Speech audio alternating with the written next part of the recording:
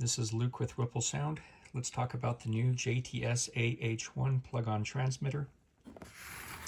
This one is in the C506 to 542 megahertz band, which means this one is compatible with the JTS R4 or the Ideal Sound R2 in the 506 to 542 megahertz band. We open it, we see the product manual, we see a nice zippered pouch. We also see the unit itself.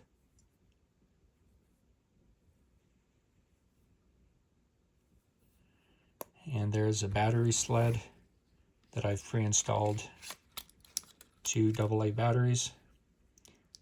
Let's power it on and look at the settings.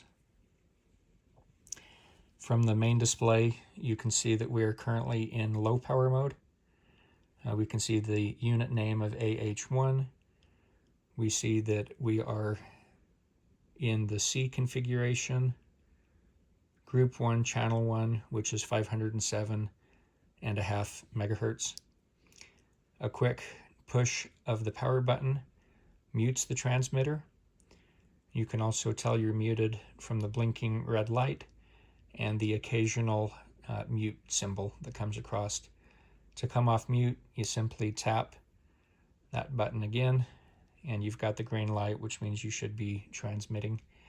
Also on the front panel is a meter for your battery. Let's go into the settings. You get there by holding down the set button. In radio,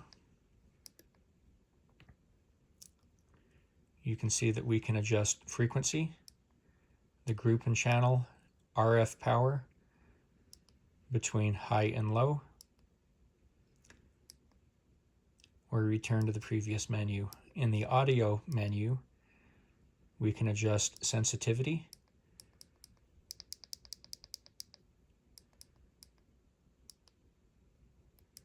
we can put a low cut filter on, which is nice. High pass filter, we're thinking about using these with choir mics, and so we would definitely want to have that low cut on, so I'll go ahead and leave it on. Then there's pad control, where you can put a pad on the input. There is phantom power, and you can pick between 12 volt and 48 volt for our choir and orchestra mics. We're going to put that on 48 volt so we can power the condenser microphones.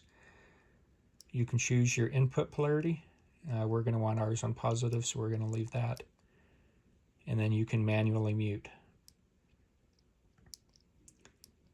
And then you can come in here and change your username.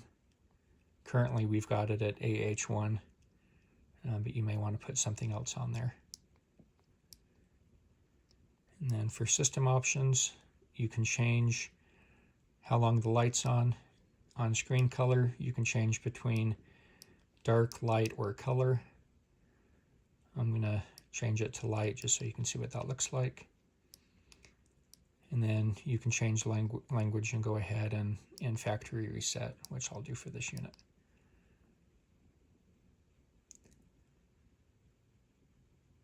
So that is your JTS AH-1.